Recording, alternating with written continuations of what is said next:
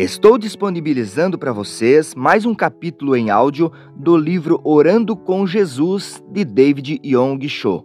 Eu recomendo você reservar os próximos minutos e ouvir com atenção esse conteúdo preciosíssimo que vai trazer edificação, crescimento pessoal e espiritual para a sua vida.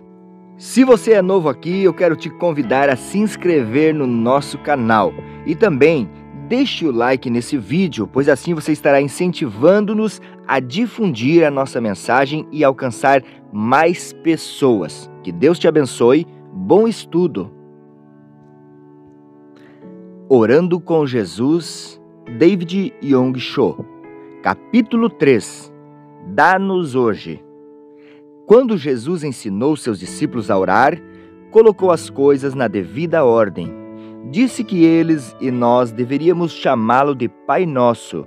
Disse que deveríamos santificar o nome de Deus e pedir que sua boa vontade seja feita na terra. Quando nossa postura e nosso relacionamento para com Deus se tornarem retos desta maneira, nossa próxima oração é pelas bênçãos, pelo pão de cada dia. Se não temos um relacionamento correto com Deus, se não podemos chamá-lo de Pai e nem crer que Ele é nosso Pai, é inútil pedir o pão nosso de cada dia.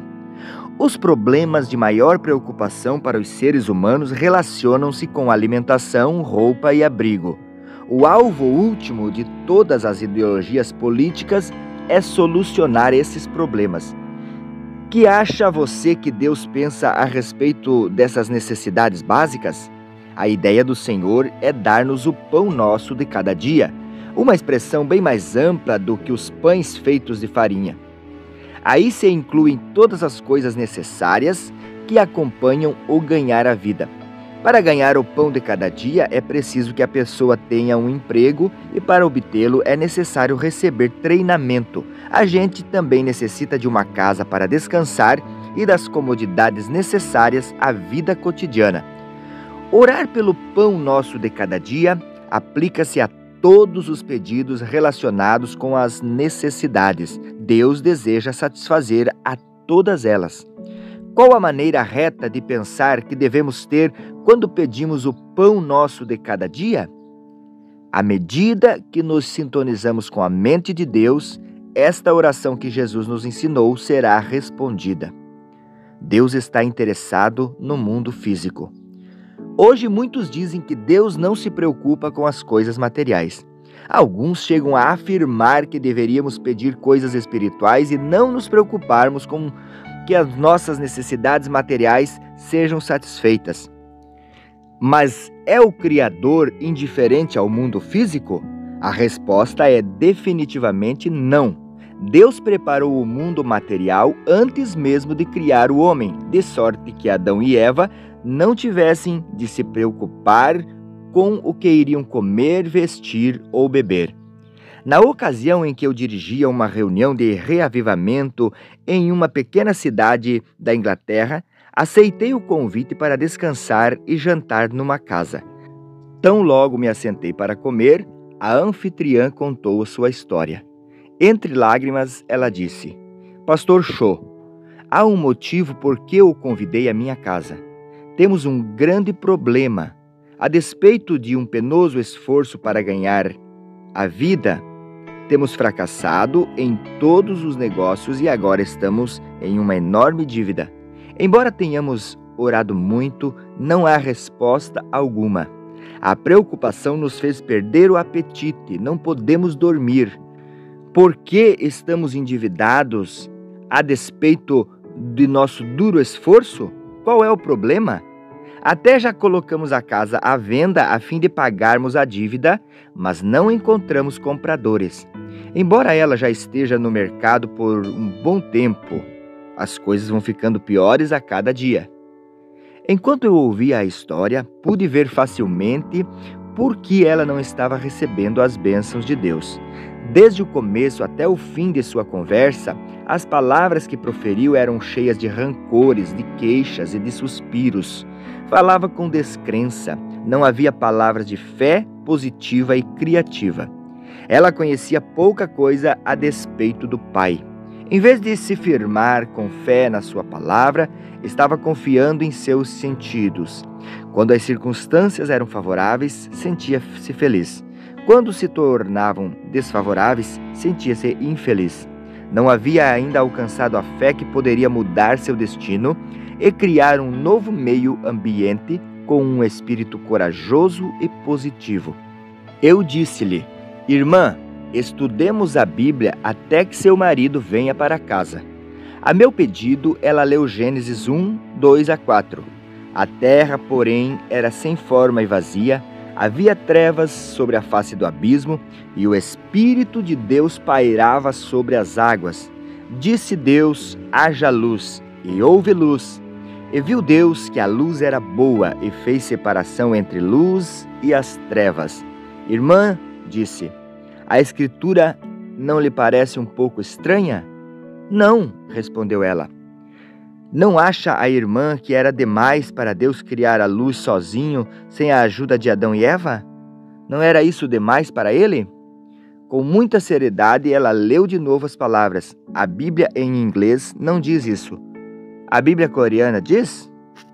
Não, mas não é um tanto estranho que Deus tenha feito a luz sem a ajuda de Adão e Eva? No dia seguinte, talvez Deus tenha pedido a ajuda deles. Vá em frente e leia um pouco mais os versículos 6 a 8. E disse Deus: haja firmamento no meio das águas e separação entre águas e águas. Fez, pois, Deus o firmamento e separação entre as águas debaixo do firmamento e as águas sobre o firmamento. E assim se fez, e chamou Deus ao firmamento céus. Reiterei minhas perguntas. Bem, existe alguma menção de que Adão tenha ajudado a Deus aqui? Não. Mas no terceiro dia, talvez Deus tenha necessitado da ajuda de Adão e Eva. Por favor, continue. Ela continuou. Disse Deus também: ajuntem-se as águas debaixo dos céus num só lugar, e apareça a porção seca. E assim se fez.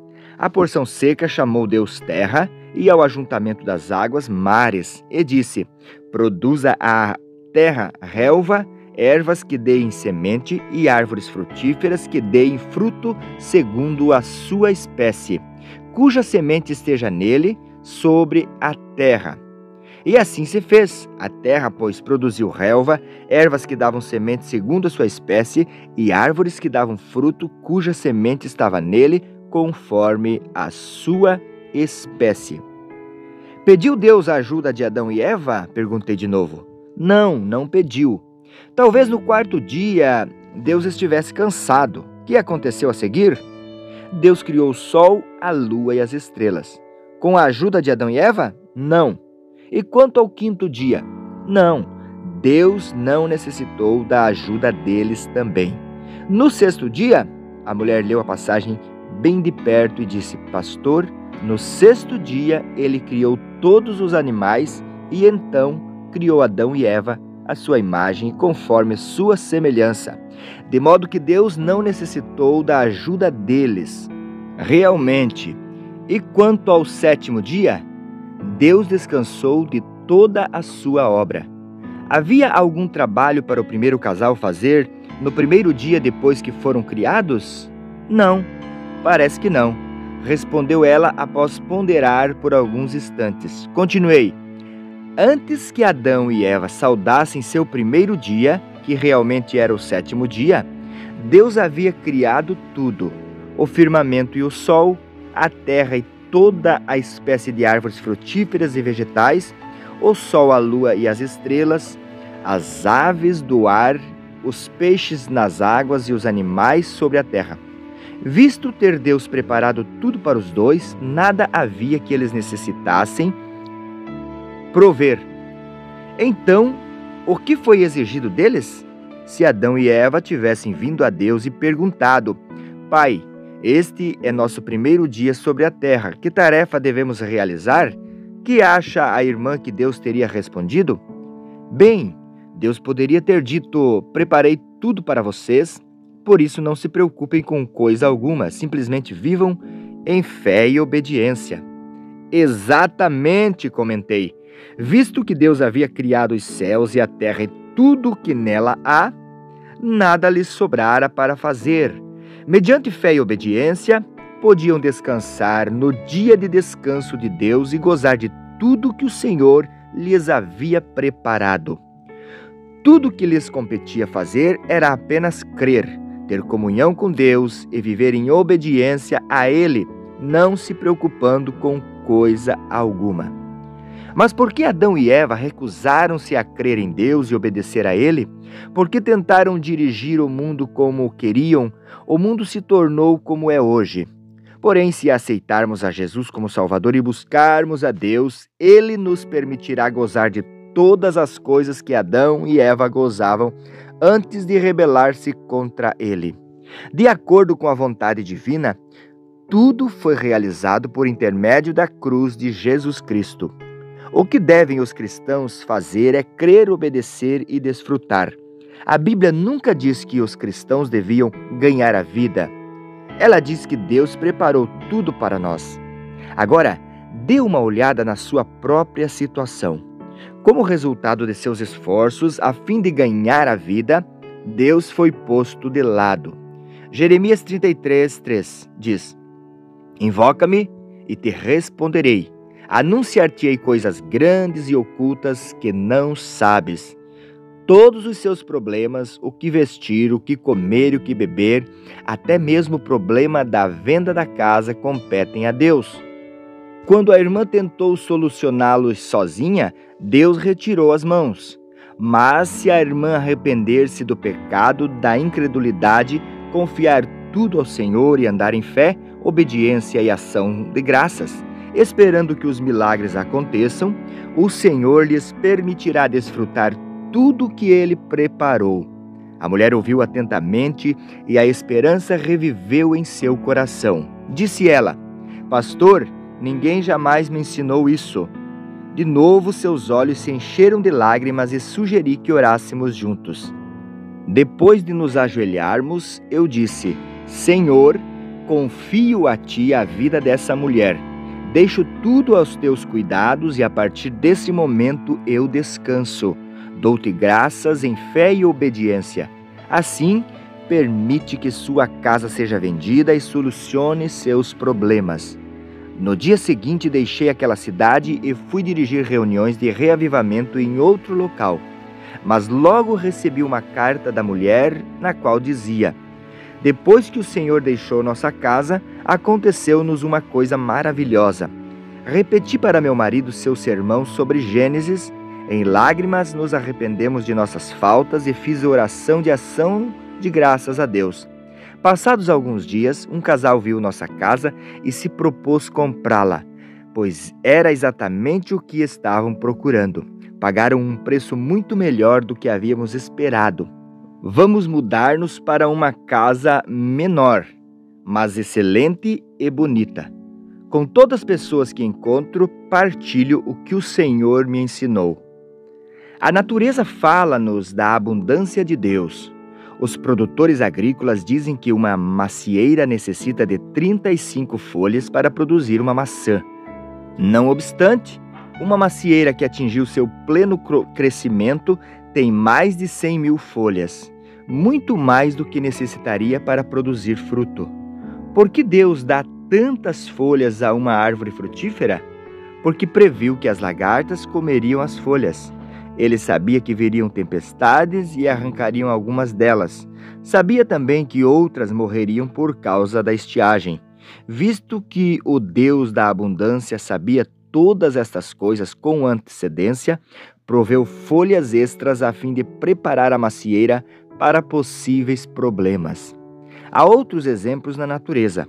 As fêmeas dos fazões e das codornas, que fazem ninho no chão, botam de 10 a 30 ovos, mais do que suficiente para a preservação de suas espécies. Mas isto é garantia contra as doninhas e os gambás que furtam ovos dos ninhos. Tal Deus de abundância também proporcionou a Adão e Eva tudo, incluindo o jardim do Éden. Ele passa a ser nosso Pai e nos ordena a pedir que nos dê tudo o que Ele preparou para nós. Apegue-se firmemente a este pensamento.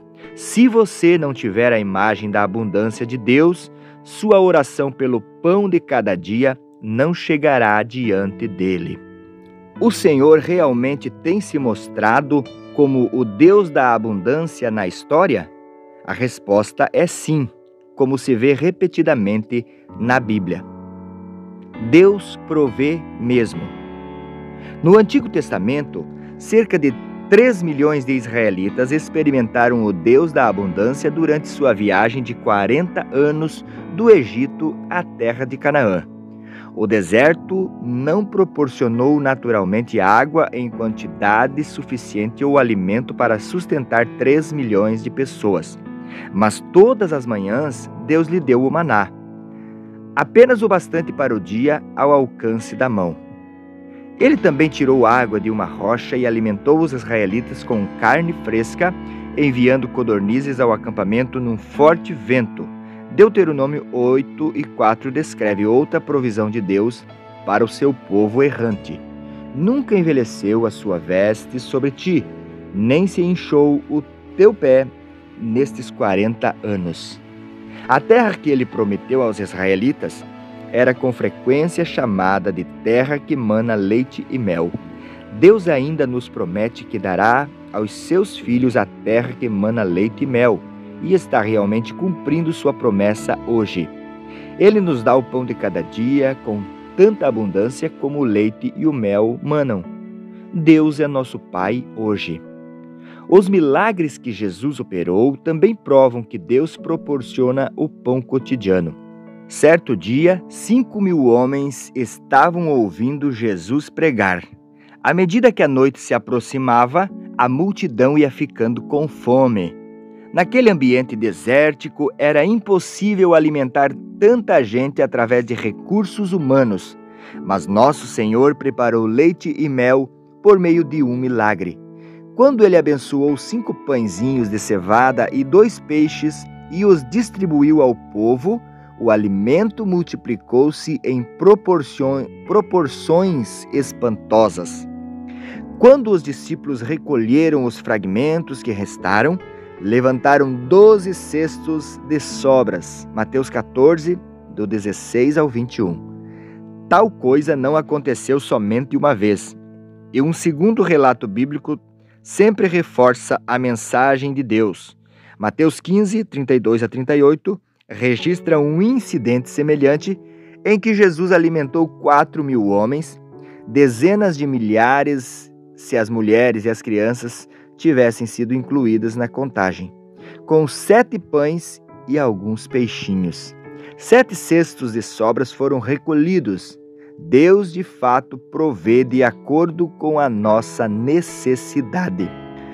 O interesse de Jesus pelas necessidades físicas das pessoas também foi demonstrado mediante sua participação na pesca de Pedro, que ficara grandemente desapontado por haver trabalhado a noite toda sem apanhar um peixe sequer. Não é deveras coisa sem importância quando um pescador não consegue pescar um único peixe. Aplique isso à situação de sua própria vida. Suponha que você não consiga ganhar um mísero dinheirinho, embora tenha trabalhado o dia todo. Como você ficaria desapontado e frustrado? Naquela ocasião, Jesus disse a Pedro: "Faze-te ao largo e lançai as vossas redes para pescar." Lucas 5:4. Fiel à palavra de Jesus, Pedro arrastou tão grande número de peixes que a rede se rompeu. O fracasso anterior do discípulo nada tinha que ver com sua experiência ou inexperiência. De igual modo, nossa grande perícia nem sempre nos assegura o pão nosso de cada dia. Números incontáveis de pessoas derrotadas vivem em desespero, não sabendo por que fracassaram. Assim como Jesus entrou no barco de Pedro e indicou o lugar onde lançar a rede, Jesus ajudou Pedro a pescar pela segunda vez após sua ressurreição. Da mesma forma, ele deseja entrar no centro de nossa vida e prover miraculosamente o pão nosso de cada dia. Jesus, Filho de Deus, que preparou tudo o de que temos necessidade, não só nos ordenou a pedir o pão nosso de cada dia, mas também mostrou-nos por meio de exemplos que pode realmente dar-nos tudo o que necessitamos. Não há motivo por que duvidar de que nossas orações serão respondidas. Até aqui os exemplos bíblicos que citei relacionaram-se com o alimento. Mas a Bíblia também diz que Deus deseja dar-nos coisas materiais. Examinemos esses textos. Antes te lembrarás do Senhor teu Deus, porque é Ele o que te dá força para adquirires riquezas, para confirmar a sua aliança que, sob juramento, prometeu a teus pais, como hoje se vê. Deuteronômio 8 e 18. Se atentamente ouvirdes a voz do Senhor teu Deus, tendo cuidado de guardar todos os seus mandamentos que hoje te ordeno, o Senhor teu Deus te exaltará sobre todas as nações da terra. Se ouvires a voz do Senhor teu Deus, virão sobre ti e te alcançarão todas estas bênçãos. Bendito serás na cidade e bendito serás no campo. Bendito o fruto do teu ventre e o fruto da tua terra, e o fruto dos teus animais e as tuas crias, as crias das tuas vacas e das tuas ovelhas. Bendito o teu cesto e a tua amassadeira. Bendito serás ao entrares e bendito ao saíres. Deuteronômio 21, do 1 ao 6. Honra ao Senhor com os teus bens, e com as tuas primícias, e com as primícias de toda a tua renda, e se encherão fartamente os teus celeiros, e transbordarão de vinho os teus lagares. Provérbios 35, 10. Temei ao Senhor, vós, os seus santos, pois nada falta aos que o temem. Os leõezinhos sofrem necessidade e passam fome, porém os que buscam ao Senhor, bem nenhum lhes faltará. Salmo 34, do 9 a 10. Esses textos são apenas uns poucos exemplos que indicam a disposição de Deus de abençoar-nos com bens materiais. Mas não é suficiente conhecer e citar esses textos bíblicos. Devemos orar como Jesus nos ensinou a orar, bem como crer em sua palavra. Orar pelas necessidades de cada dia. Que atitudes deveríamos assentar em nossa mente quando pedimos o pão nosso de cada dia? Em primeiro lugar, devemos estabelecer uma clara distinção entre o que devemos pedir primeiro e o que devemos pedir mais tarde. Pelo fato de a humanidade às vezes ter invertido a ordem correta, pedindo primeiro aquilo que deveria ser pedido depois e pedindo depois aquilo que deveria ser pedido primeiro, tudo sai errado. A Bíblia diz: Ele te humilhou e te deixou ter fome, e te sustentou com o maná, mas tu não conheceste, nem teus pais o conheceram, para te dar a entender que não só de pão viverá o homem, mas de tudo o que procede da boca do Senhor, disto viverá o homem. Deuteronômio 8 e 3. Deus às vezes permite que passemos por caminhos de dificuldade e fome, a fim de ensinar-nos uma lição, que não vivemos só de pão. Nossas almas e nossas necessidades espirituais devem ter prioridade máxima. Quando recebemos a palavra de Deus e nela vivemos, o Senhor libera as coisas materiais que preparou para nós.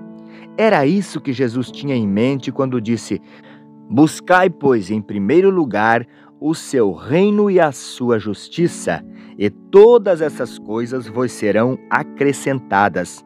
Mateus 6:33. Servir a Deus deve ser nossa principal ocupação. Se ela prospera, todas as ocupações secundárias estão sujeitas ao sucesso. Quando aceitamos ocupações secundárias como nossa principal ocupação, Deus nos ensina com açoites a fim de recolocar-nos na trilha certa. Portanto, quando oramos por nossas necessidades cotidianas, devemos pedir com uma devida propriedade, colocando primeiro as primeiras coisas e em último as últimas coisas. Em segundo lugar, devemos dar provas de que não servimos o ouro como um ídolo. Como podemos demonstrar que não amamos o dinheiro mais do que a Deus? Obedecendo ao seu mandamento de dar o dízimo. Trazei todos os dízimos à casa do tesouro, para que haja mantimento na minha casa, e provai-me nisso, diz o Senhor dos Exércitos, se eu não vos abrir as janelas do céu e não derramar sobre vós bênçãos sem medida. Por vossa causa repreenderei o devorador, para que não vos consuma o fruto da terra. A vossa vide no campo não será estéril, diz o Senhor dos Exércitos. Malaquias 3, 10, 11. O dízimo não é nosso, mas de Deus. Não podemos dispor dele segundo o nosso agrado. Malaquias diz que devemos trazer todos os dízimos à casa do tesouro de Deus. Muitos não procedem assim, porque a cobiça escureceu-lhes os olhos. Por sua desobediência, obstruem o poder de Deus de liberar os bens que preparou para eles. Quando trazemos todos os dízimos à casa do tesouro do Senhor, Ele abençoa nossos celeiros e os enche com abundância. Em terceiro lugar, devemos crer que Deus nos abençoará abundantemente e devemos confessar esta convicção. Davi expressou sem rodeios sua crença de que Deus proveria. O Senhor é o meu pastor, nada me faltará. Ele me faz repousar em pastos verdejantes. Leva-me para junto das águas de descanso. Salmo 23, 1 e 2. E Paulo disse: E o meu Deus, segundo a sua riqueza em glória, há de suprir em Cristo Jesus cada uma de vossas necessidades. Filipenses 4,19. Muitos crentes não gozam da abundância de Deus porque não expressam por palavras sua crença de que Ele dá generosamente boas coisas aos seus filhos. Finalmente, devemos sempre dar graças quando pedimos e quando recebemos.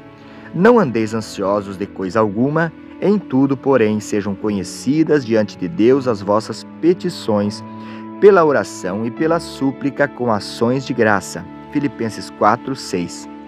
Como podemos deixar de dar graças a Deus pela luz do sol, pelo ar, pela água, pela saúde e pela vida que desfrutamos?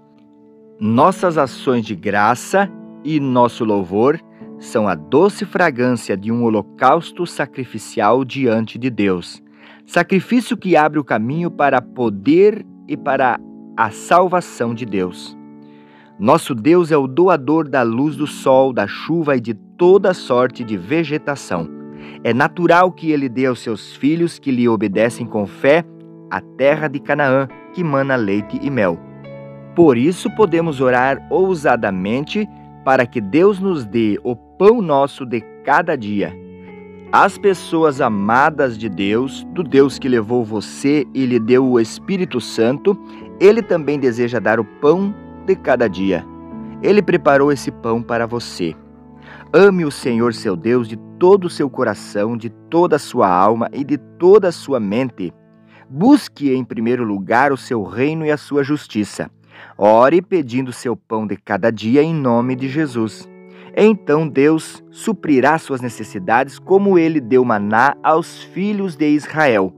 Ele suprirá. Você não precisa se preocupar.